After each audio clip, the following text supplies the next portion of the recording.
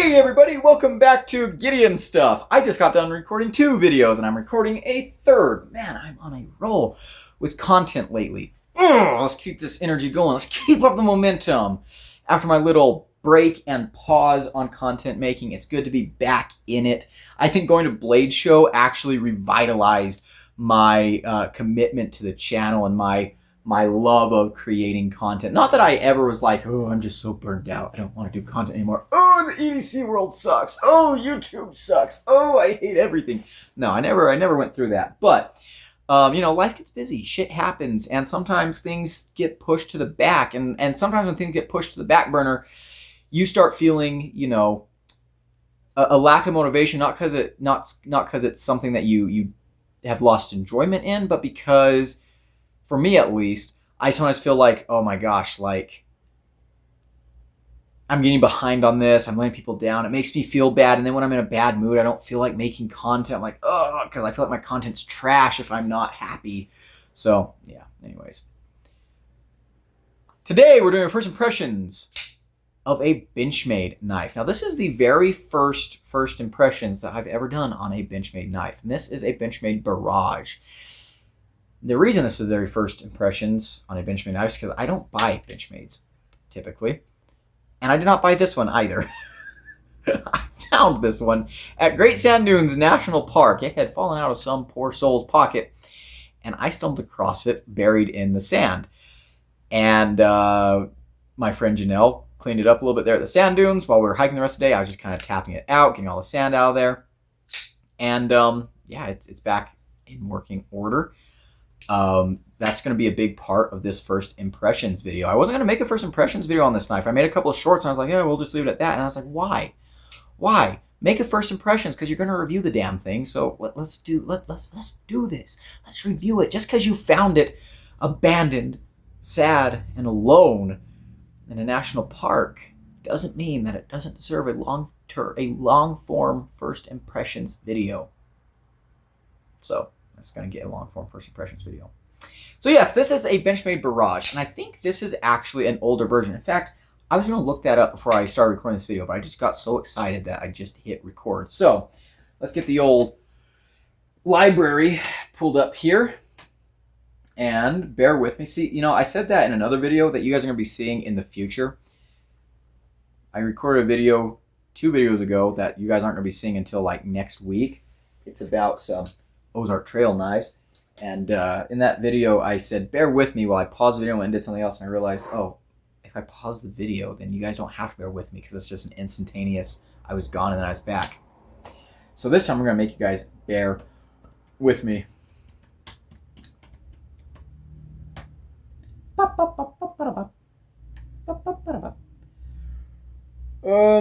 No, okay, yes, this is what we want.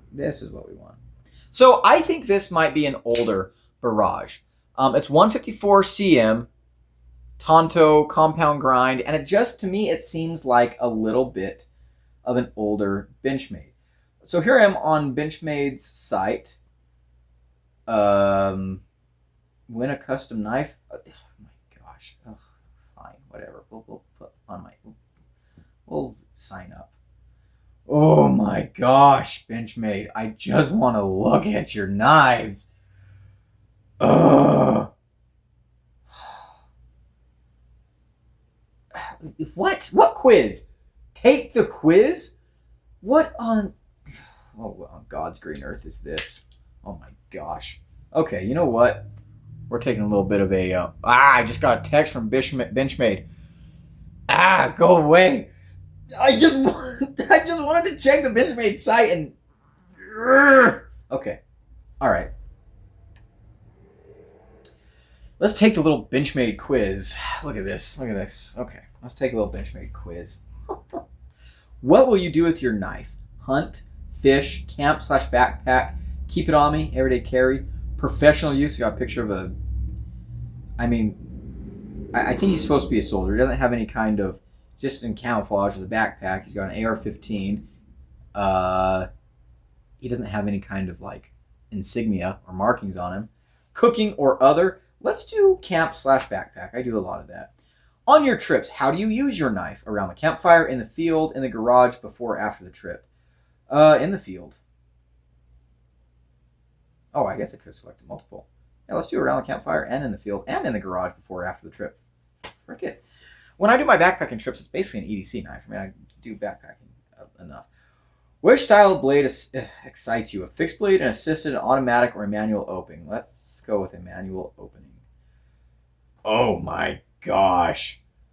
I already did this. Just go to my results, you frickin'. Oh, it recommended the Griptilian to me. The Griptilian's a great knife. Okay, now get...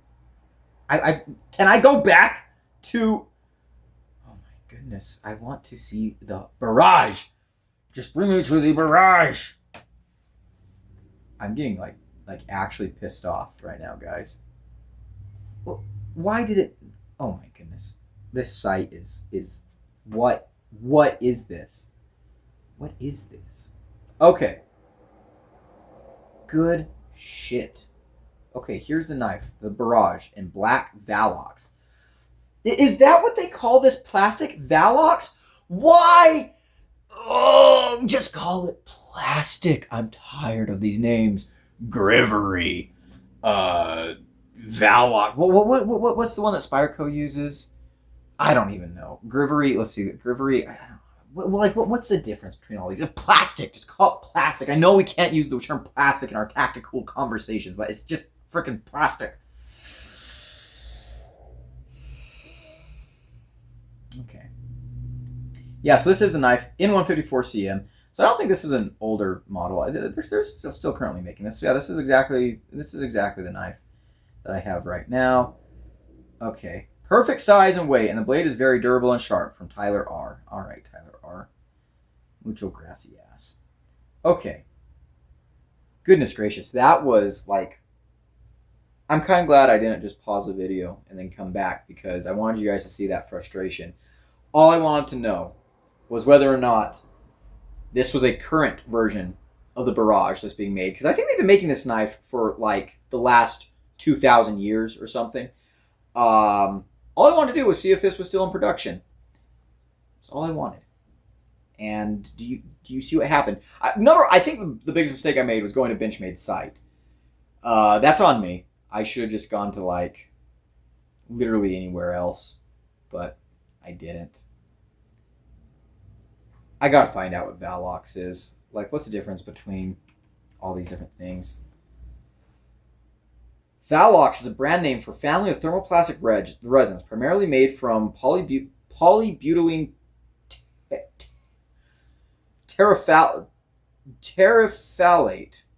PBT, and or polyethylene terephthalate, PET, PET. It is known for combining high... Okay, that's what Valox is. What is Grivery? Grivery is a family of high-performance polymers, specifically glass-reinforced polythalamite. You know, I'm a scientist. You guys would think that I'd be better at sounding these things out, but I'm not. And partially aromatic polyamides, known for their high strength, stiffness, and chemical resistance. So I guess there is a difference. Okay. I guess there is a difference, but it's plastic. I'm sorry. It's plastic. Okay, research time over. I hope we all learned something. Okay, probably not. I don't know. I learned something, I guess. We are 9 minutes into this thing, and we haven't even talked about the knife yet. Oh, why do you guys watch this channel? Okay, so, yes, I found this knife at Great Sand Dunes National Park. This is a $230 knife. This is a knife that I would never, ever have gone out and just bought, right? For a bunch of reasons. Number one, I think this knife is ugly as sin. I'm sorry. It's an Osborne design. I love Osborne. In fact, I brought this knife out here. I do not show this knife on the channel very often, but this is, you know, my 940. Very, very cool little knife, right? Everyone knows and loves the Benchmade 940. I do think this is a good-looking knife. Size comparison. Let's do that real quick, actually.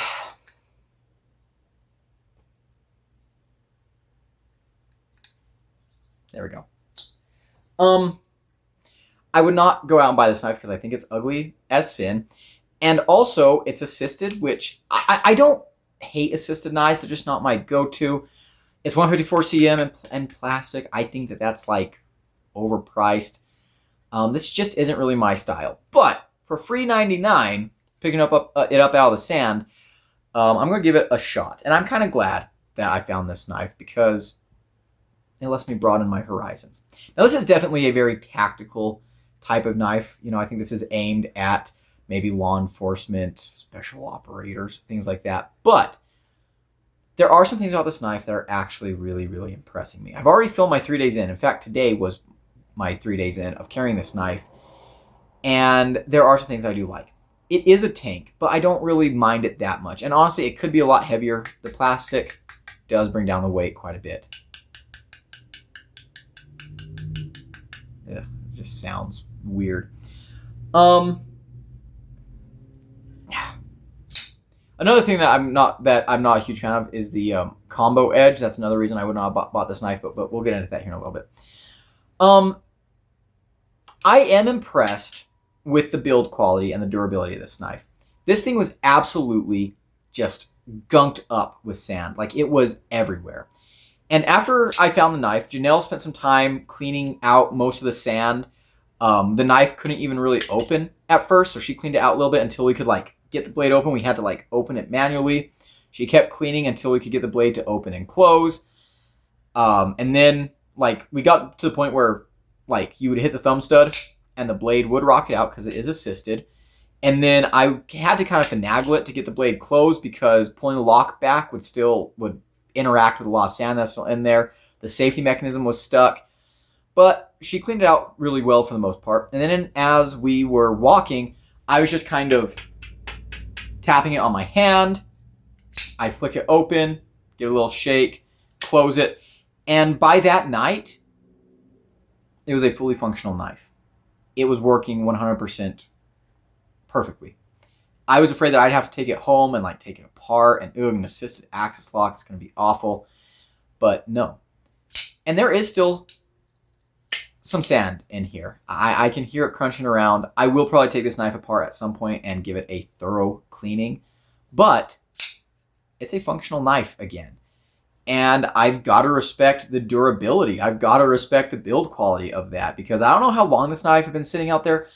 I don't think it was that long, but it had rained the night before, and the knife had been in the sand since before then, at least, because it was in sand that was wet all around it. Everything was kind of plastered onto it. So it definitely been in the sand for, let's say, like probably 18 to 20 hours-ish before I found it. Probably longer than that, to be completely honest. But, I mean, it bounced back without needing to be taken apart, without needing to be, like, washed out underwater. And even before I got it working, like, flawlessly, like, it was still working to the point, like, it was really crunchy and gross and nasty, but it was still a functioning knife. You could open it up and do your stuff with it. So I do respect the durability. I respect the build quality. And it honestly does impress me a little bit. So let's go over some of the features here. This blade here. Tonto grind with a combo edge. I am not a fan of combo edges really, but I've been wanting to make a video on IEDC combo edges for 2 weeks. And I already did a little bit of carry with a budget knife, but I wanted to do something with a little more high-end steel. Now, this is 154 cm, so it's not the highest end steel out there, but I think this will be a good knife to, you know, give a high-end combo edge a try. The Tonto itself looks very, very interesting. I do like how low the tip is. I like the secondary tip here. It is sharp. Flat grind, very robust, very durable. I do actually kind of like some of the swedging on the blade. It does look very aggressive, and you know, it's a cool blade. I don't really like how it matches with the handle. The handle just seems massive.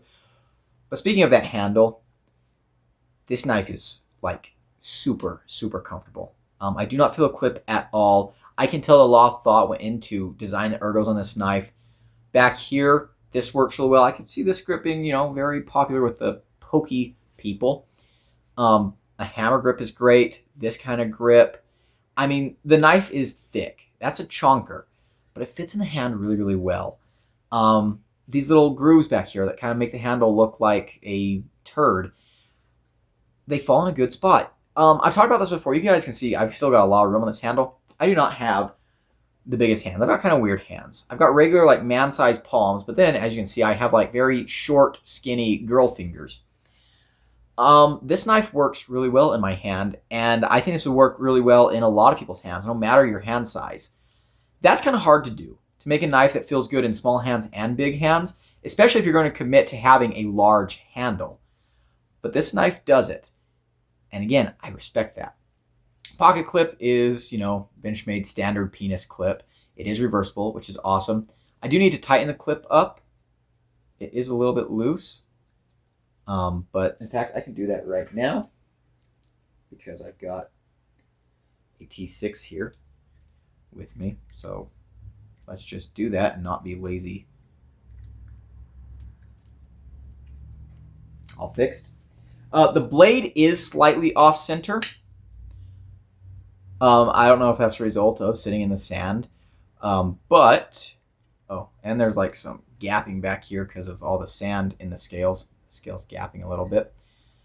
But one thing that I do not like is that the pivot is not accessible from the outside. You got to take the scale off. You got to remove all these little screws to get to the pivot to adjust it, which I think is just ridiculous. This knife has a tiny, tiny bit of blade play. Like, not enough for me to really care about it, but enough for me to be like, oh, if I could get to the pivot without taking the knife apart, I just give it a quick little turn. The lock or the stop pin is massive. I love seeing that. I'd expect that on an overbuilt tactical knife. The thumb studs are oddly small, but they're positioned well. That assist is super strong. And I have learned carrying this knife that I do not like crossbar assists. This knife is very hard to close one-handed. Pull that back, and like this, it feels more like an auto. Let's grab another assisted knife. I've got one right here. This is a Kershaw. When I release the lock, you can see the blade will drop to there. This one's a little bit tight right now, but the blade can drop to there, and then you close it. I've got some other assisted knives somewhere that are a better example of that, but that demonstration will do for now. This knife, pull that lock back, and you cannot flick this down. It just keeps going back. Very, very strong assist. Like, this feels like an auto. So you basically do have to close it two-handed. I can close it one-handed, technically, but it's slow. It's kind of tricky. You don't feel very confident doing it. I have done the whole, pull the lock back and then close it on my leg type of thing. Don't like doing that, but yeah, I do not like crossbar assisted knives, I have discovered. It just seems a little bit weird. You do have a safety back here. You can lock the knife closed. You can use, I think you can use this in the open position, yeah, to prevent you from sliding the lock back. I'm not a huge fan of secondary locks all the time, but this one's fine. It gets out of the way nicely. Like, I haven't been having it engaged ever, and it's just been out of the way. I don't have it engaged, and I don't notice it being there or not being there, which I think is an awesome thing for a secondary lock. Full backspacer made it, cleaning out the sand a little bit difficult, but, the knife didn't really care about that. So, yeah, this is a very interesting knife. This is a knife that, on paper, is not something that I would typically love. This is not my style. I'm not a tactical guy.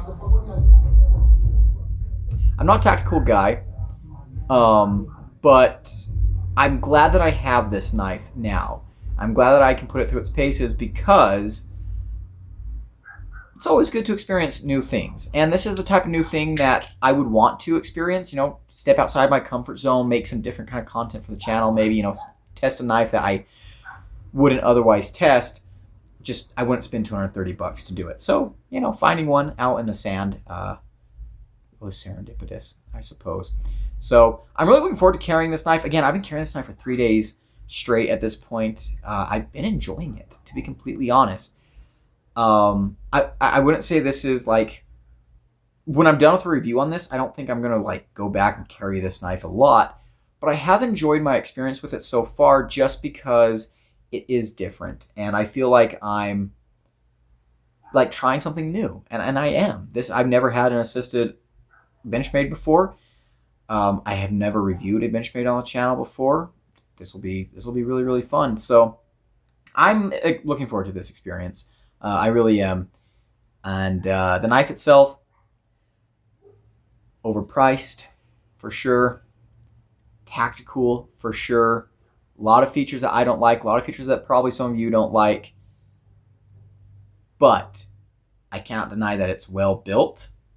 And, you know, I look forward to spending some more time with it. So that's going to be it for today, guys. Thank you so much for watching this video. If you enjoyed, leave a like, comment below, and subscribe. Big shout out to my channel members at the Cowboy level. If you want to become a member, support me directly, get access to exclusive perks and other shit, there is a button down below.